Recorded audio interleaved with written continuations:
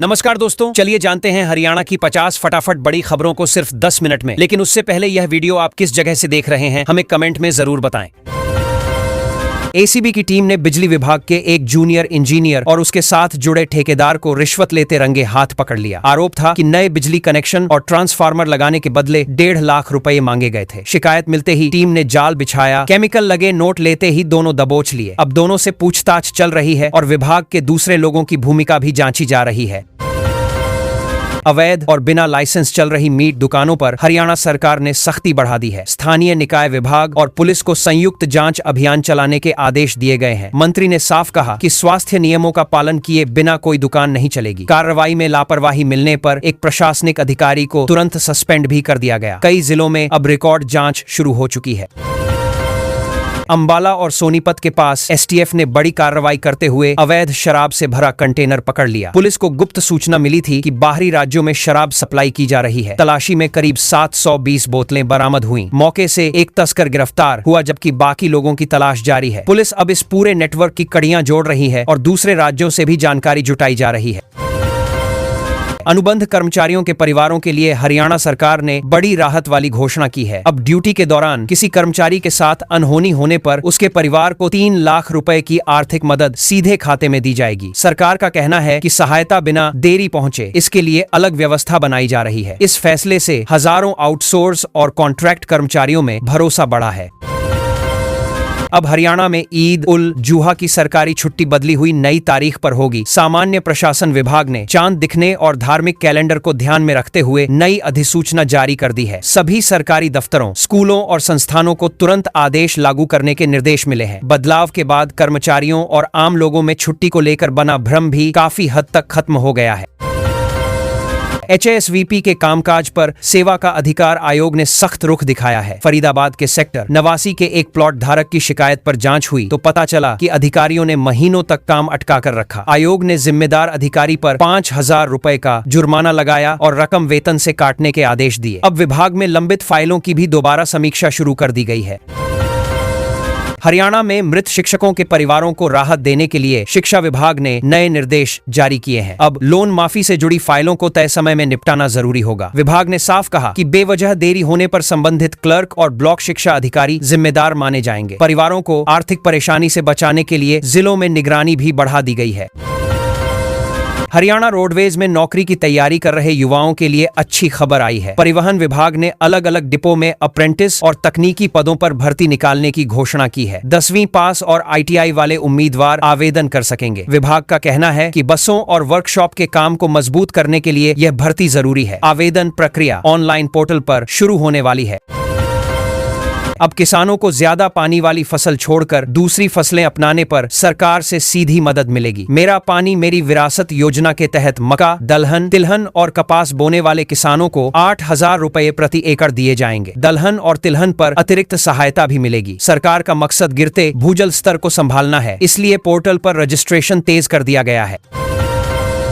आंगनवाड़ी व्यवस्था को डिजिटल बनाने के लिए महिला एवं बाल विकास विभाग ने नया अभियान तेज कर दिया है। अब कार्यकर्ताओं को स्मार्टफोन देकर बच्चों का वजन, उपस्थिति और पोषण का पूरा रिकॉर्ड रोजाना ऑनलाइन भरना होगा। विभाग का कहना है कि इससे राशन वितरण में गड़बड़ी रुकेगी और जरूरतमंद बच्चों तक सही पोषण पहुंचेगा। जिलों में इसकी मॉनिटरिंग भी लगातार की जाएगी। ग्रामीण इलाकों में खेल प्रतिभाएं खोजने के लिए सरकार ने खेल नर्सरी योजना का विस्तार कर दिया है। सरकारी स्कूलों और स्टेडियमों में नई सुविधाएं बनाई जाएंगी और स्थानीय कोच लगाए जाएंगे। अभ्यास करने वाले खिलाड़ियों को डाइट मनी और स्कॉलरशिप भी मिलेगी। खेल विभाग का मानना है कि इससे गांवों के बच्चे खेलों से जुड़ेंगे और नशे जैसी बुरी आदतों से दूर रहेंगे। अब हरियाणा के कई जिलों में बिजली अदालत लगाकर लोगों की शिकायतें मौके पर सुनी जा रही हैं। गलत बिल, खराब मीटर, नए कनेक्शन में देरी और वोल्टेज जैसी समस्याओं का तुरंत समाधान किया जा रहा है। वरिष्ठ अधिकारी खुद मौजूद रहकर मामलों को निपटा रहे हैं। विभाग का कहना है कि इससे लोगों को बार बार दफ्तरों के चक्कर नहीं लगाने पड़ेंगे और काम जल्दी होगा। हरियाणा में बिजली व्यवस्था मजबूत करने के लिए सरकार ने पावर यूटिलिटीज में 5 नए डायरेक्टर नियुक्त किए हैं। नए अधिकारियों को साफ निर्देश दिए गए हैं कि गर्मियों में बिजली कटौती कम हो और उपभोक्ताओं की शिकायतों का जल्दी समाधान किया जाए। नियुक्ति के बाद विभाग की बड़ी बैठक भी हुई, जिसमें बढ़ते बिजली लोड और तकनीकी तैयारियों की समीक्षा की गई। अब जिलों में निगरानी और तेज होगी। मुख्य सचिव अनुराग रस्तोगी ने सभी जिलों के उपायुक्तों के साथ समीक्षा बैठक कर योजनाओं की प्रगति जांची। उन्होंने अधिकारियों से कहा कि विकास कार्यों में देरी बिल्कुल बर्दाश्त नहीं होगी और हर प्रोजेक्ट की जमीनी निगरानी जरूरी है। बैठक में भ्रष्टाचार पर भी सख्त संदेश दिया गया। अधिकारियों को साफ चेतावनी मिली कि लापरवाही या फाइल रोकने की शिकायत आने पर कार्रवाई तय मानी जाएगी। कुरुक्षेत्र अब प्राचीन पांडुलिपियों के संरक्षण में पूरे हरियाणा में सबसे आगे पहुंच गया है। जिले में अब तक 15,000 से ज्यादा ऐतिहासिक दस्तावेज खोजे जा चुके हैं। गांवों और शहरों में सैकड़ों सर्वेक्षक काम कर रहे हैं। इन पांडुलिपियों को डिजिटाइज करके राष्ट्रीय पोर्टल पर अपलोड किया जा रहा है ताकि शोधकर्ताओं को आसानी से जानकारी मिल सके और पुरानी धरोहर सुरक्षित रह सके। कुरुक्षेत्र में मतदाता सूची पुनरीक्षण को लेकर प्रशासन ने राजनीतिक दलों के साथ अहम बैठक की। अधिकारियों ने कहा कि हर बूथ पर BLI की नियुक्ति जरूरी होगी ताकि मतदाता सूची में गड़बड़ी न रहे। जिले के 1181 बूथों पर यह अभियान चलेगा। प्रशासन का मकसद फर्जी नाम हटाना और नए पात्र मतदाताओं को जोड़ना है। इसके लिए जुलाई 2026 को आधार तिथि माना गया है। गुरुग्राम जिला अदालत के रिकॉर्ड रूम में आग लगने के बाद हाई कोर्ट के निरीक्षण न्यायाधीश ने मौके का दौरा किया। उन्होंने अधिकारियों को निर्देश दिए कि जली हुई फाइलों को जल्द दोबारा तैयार किया जाए ताकि लोगों के केस प्रभावित न हो। जिला अदालत प्रशासन ने भी रिकॉर्ड सुरक्षित करने के नए इंतजाम शुरू कर दिए हैं। अब डिजिटल बैकअप व्यवस्था पर भी जोर बढ़ाया जा रहा है। गुरुग्राम, फरीदाबाद और दक्षिण हरियाणा में गिरते भूजल स्तर को देखते हुए कृषि विभाग ने फसल बदलाव अभियान तेज कर दिया है। किसानों को कम पानी वाली फसलें अपनाने के लिए समझाया जा रहा है और आर्थिक सहायता का भरोसा भी दिया गया है। विभाग का कहना है कि लगातार धान की खेती से पानी तेजी से नीचे जा रहा है, इसलिए गांवों में जागरूकता अभियान भी चलाए जा रहे हैं। चंडीगढ़ प्रशासन और हरियाणा परिवहन विभाग ने पुराने वाहनों के खिलाफ बड़ा अभियान शुरू कर दिया है। 10 साल पुराने डीजल और 15 साल पुराने पेट्रोल वाहन अब सड़कों से हटाए जा रहे हैं। कई जगह नाकेबंदी कर वाहनों को जब्त किया गया। सरकार का कहना है कि बढ़ते प्रदूषण को रोकने के लिए यह कदम जरूरी है। नियम तोड़ने वालों पर भारी जुर्माने की तैयारी भी है। चंडीगढ़ में सरकार ने बकरीद की छुट्टी की तारीख बदलने का फैसला आधिकारिक रूप से लागू कर दिया है। नया आदेश जारी होते ही सभी विभागों और स्कूलों को इसकी सूचना भेज दी गई। प्रशासन का कहना है कि धार्मिक कैलेंडर और चांद दिखने की स्थिति को ध्यान में रखकर यह बदलाव किया गया है। अब कर्मचारियों और छात्रों को छुट्टी की सही तारीख को लेकर स्पष्ट जानकारी मिल गई है।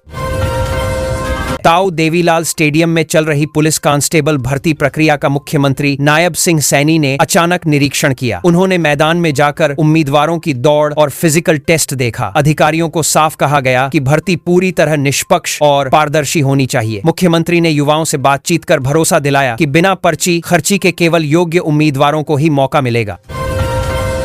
पंजाब एवं हरियाणा हाई कोर्ट से जुड़े पुराने HCS भर्ती मामले पर सुप्रीम कोर्ट ने सख्त रुख दिखाया है। अदालत ने जांच अधिकारी को सभी मूल रिकॉर्ड और सबूत लेकर पेश होने के निर्देश दिए हैं। मामला साल 2001 की भर्ती परीक्षा में कथित गड़बड़ी से जुड़ा है। अब सुप्रीम कोर्ट पूरे रिकॉर्ड की गहराई से जांच करना चाहता है ताकि पुराने फैसले की सही स्थिति साफ हो सके।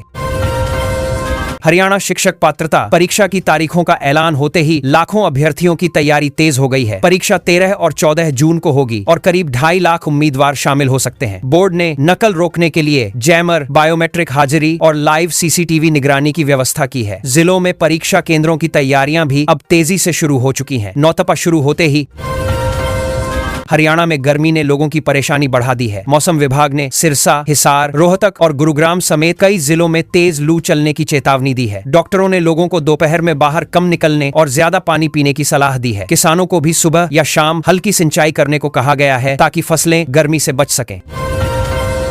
भूपेंद्र सिंह हुड्डा ने रोहतक में प्रेस वार्ता करते हुए सरकार पर बिजली और पानी संकट को लेकर हमला बोला। उन्होंने कहा कि गर्मी में लोग लंबे कटों से परेशान हैं और गांवों में हालात ज्यादा खराब हैं। हुड्डा ने दावा किया कि सरकार रोजगार और महंगाई के मुद्दे पर भी विफल रही है। उन्होंने ग्रामीण इलाकों में कम से कम 20 घंटे बिजली देने की मांग उठाई है। गेहूं खरीद सीजन खत्म होने के बाद अब किसानों के भुगतान की प्रक्रिया तेज कर दी गई है। सरकार के मुताबिक अधिकांश किसानों के खाते में पैसा भेजा जा चुका है, जबकि रुके मामलों की अलग से जांच हो रही है। जिला स्तर पर अधिकारी लगाए गए हैं ताकि तकनीकी गलती जल्दी सुधारी जा सके। किसानों को उम्मीद है कि अगली बुआई से पहले पूरा भुगतान मिल जाएगा। राज्य के निजी और सरकारी अस्पतालों को स्वास्थ्य विभाग ने सख्त चेतावनी जारी की है। विभाग ने कहा कि इलाज के नाम पर मनमानी या नियम तोड़ने वाले अस्पतालों का लाइसेंस रद्द किया जा सकता है। जिलों में फ्लाइंग स्क्वाड बनाकर औचक जांच शुरू कर दी गई है। डॉक्टरों की डिग्री, दवाओं के स्टॉक और सुविधाओं की भी लगातार जांच की जाएगी ताकि मरीजों को परेशानी न हो। जिस फैसले का किसान कई दिनों से इंतजार कर रहे थे वो आज अचानक लागू हो गया। हरियाणा सरकार ने सूरजमुखी खरीद की तारीख एक हफ्ता पहले कर दी है। अब अंबाला, कुरुक्षेत्र और शाहबाद समेत 17 मंडियों में आज से ही खरीद शुरू होगी। किसानों में राहत दिख रही है क्योंकि लंबे समय से वे जल्दी खरीद की मांग कर रहे थे। प्रशासन ने मंडियों में तौल, भुगतान और व्यवस्था पूरी तरह तैयार रखने के आदेश दिए हैं। किसानों के लिए आज एक और बड़ी खबर आई जब सरकार ने सूरजमुखी का MSP 7,721 रुपए प्रति क्विंटल तय कर दिया। खरीद का जिम्मा हैफेड, नाफेड और कृषि विपणन बोर्ड मिलकर संभालेंगे। अधिकारियों को साफ निर्देश दिए गए हैं कि मंडियों में किसी किसान को भुगतान या तौल में परेशानी नहीं होनी चाहिए। कई इलाकों में किसान अब फसल लेकर मंडियों की तरफ बढ़ने लगे हैं और माहौल काफी सक्रिय दिखाई दे रहा है। पानी के अंदर बिना सांस लिए लगातार 86 पुश अप्स हिसार के कमल किलोई ने ऐसा कर दिखाया कि लोग दंग रह गए। इस कारनामे के बाद उनका नाम गिनीज वर्ल्ड रिकॉर्ड में दर्ज हो गया है। रिकॉर्ड की पुष्टि के लिए पूरी प्रक्रिया की आधिकारिक जांच हुई। सोशल मीडिया पर लोग उनके साहस और फिटनेस की जमकर तारीफ कर रहे हैं। खेल जगत में भी इस उपलब्धि को हरियाणा के लिए गर्व की बात बताया जा रहा है। गर्मी और बिजली संकट के बीच मुख्यमंत्री नायब सिंह सैनी ने ऐसा फैसला लिया जिसने पूरे प्रशासन को चौंका दिया। उन्होंने अपने काफिले की गाड़ियों की संख्या आधी कर दी और मंत्रियों से भी फिजूल खर्च कम करने को कहा। कई अधिकारी अब हफ्ते में एक दिन साइकिल या पैदल दफ्तर पहुंच रहे हैं। सरकार का कहना है कि इससे ईंधन और सरकारी खर्च दोनों में राहत मिलेगी और प्रशासनिक अनुशासन भी मजबूत होगा। भिवानी बोर्ड ने 9वीं और 11वीं के विद्यार्थियों के लिए जरूरी सूचना जारी कर दी है। परीक्षा फॉर्म और पंजीकरण की अंतिम तारीखें तय कर दी गई हैं। आपसे स्कूलों को निर्देश मिला है कि छात्रों का डेटा बहुत सावधानी से भरा जाए ताकि बाद में किसी तरह की गलती न हो। तय समय के बाद फॉर्म स्वीकार नहीं होंगे। कई स्कूल अब रिकॉर्ड अपडेट करने और दस्तावेज जांचने में जुट गए हैं। कैथल में आयोजित कार्यक्रम के दौरान मुख्यमंत्री नायब सिंह सैनी ने बड़ी घोषणा कर दी। उन्होंने कहा कि अगर समाज की तरफ से प्रस्ताव आता है तो महर्षि कश्यप के नाम पर आधुनिक धर्मशाला के लिए जमीन उपलब्ध कराई जाएगी। कार्यक्रम में बड़ी संख्या में लोग मौजूद रहे। मुख्यमंत्री ने महापुरुषों की शिक्षाओं को समाज के लिए जरूरी बताया और उनके विचारों को आगे बढ़ाने की बात कही। बहादुरगढ़ में ईंधन की बढ़ती कीमतों को लेकर कांग्रेस कार्यकर्ताओं ने विरोध प्रदर्शन किया। पूर्व विधायक राजेंद्र सिंह जून ने कहा कि डीजल और पेट्रोल महंगे होने से किसान और आम लोग सबसे ज्यादा प्रभावित हो रहे हैं। उन्होंने आरोप लगाया कि रोजमर्रा की चीजों के दाम भी लगातार बढ़ रहे हैं। प्रदर्शन के दौरान सरकार के खिलाफ नारेबाजी हुई और कीमतों को नियंत्रित करने की मांग तेज होती दिखाई दी। जींद में होने वाला हरियाली तीज मेला इस बार खास चर्चा में है। मेले में हरियाणवी लोक नृत्य, मेहंदी प्रतियोगिता और तीज क्वीन जैसी गतिविधियां होंगी। आयोजकों का कहना है कि इससे नई पीढ़ी अपनी संस्कृति से जुड़ पाएगी। महिलाओं और युवतियों में कार्यक्रम को लेकर काफी उत्साह दिखाई दे रहा है। शहर के कई परिवार अभी से तैयारी में लग गए हैं और होटल बुकिंग भी बढ़ने लगी है। सोशल मीडिया पर विवादित सामग्री फैलाने के आरोप में पुलिस ने कर्मवीर उर्फ कर्मू को गिरफ्तार कर लिया है। पुलिस का कहना है कि शिकायत मिलने के बाद कानूनी कार्रवाई की गई। आरोपी को अदालत में पेश किया गया जहां से 1 दिन का रिमांड मिला। अब पुलिस डिजिटल सबूत जुटाने में लगी है। इस मामले की चर्चा सोशल मीडिया और स्थानीय लोगों के बीच तेजी से फैलती दिखाई दे रही है। रोहतक PGMs में एक परिवार ने बेहद भावुक फैसला लेकर कई लोगों को नई उम्मीद दे दी। ब्रेन डेड घोषित 14 वर्षीय बच्चे के माता पिता ने अंगदान की अनुमति दी। डॉक्टरों ने सफल प्रक्रिया के बाद दिल, लिवर, किडनी और कॉर्निया सुरक्षित निकाले। लिवर को दिल्ली पहुंचाने के लिए ग्रीन कॉरिडोर बनाया गया। अस्पताल के डॉक्टरों ने इसे मानवता और जागरूकता का बेहद बड़ा उदाहरण बताया है। करनाल में फ्लाईओवर निर्माण ने लोगों की मुश्किलें बढ़ा दी हैं। मुख्य सड़कों पर रोज लंबा जाम लग रहा है और लोग घंटों फंसे रहते हैं। व्यापारियों और स्थानीय लोगों ने प्रशासन से भारी वाहनों के समय में बदलाव की मांग की है। ट्रैफिक पुलिस भी वैकल्पिक रास्तों पर व्यवस्था संभालने में जुटी है। शहर में सफर करने वाले लोग अब समय से पहले घर से निकलना शुरू कर चुके हैं। CBSE ने उन छात्रों को राहत दी है जिनसे रीवैल्यूएशन के दौरान ज्यादा फीस ले ली गई थी। बोर्ड ने कहा है कि अतिरिक्त राशि वापस करने की प्रक्रिया शुरू हो चुकी है। स्कूलों को प्रभावित छात्रों की जानकारी पोर्टल पर अपडेट करने के निर्देश दिए गए हैं। कई अभिभावकों ने इस फैसले पर संतोष जताया है क्योंकि लंबे समय से छात्र और परिवार रिफंड का इंतजार कर रहे थे।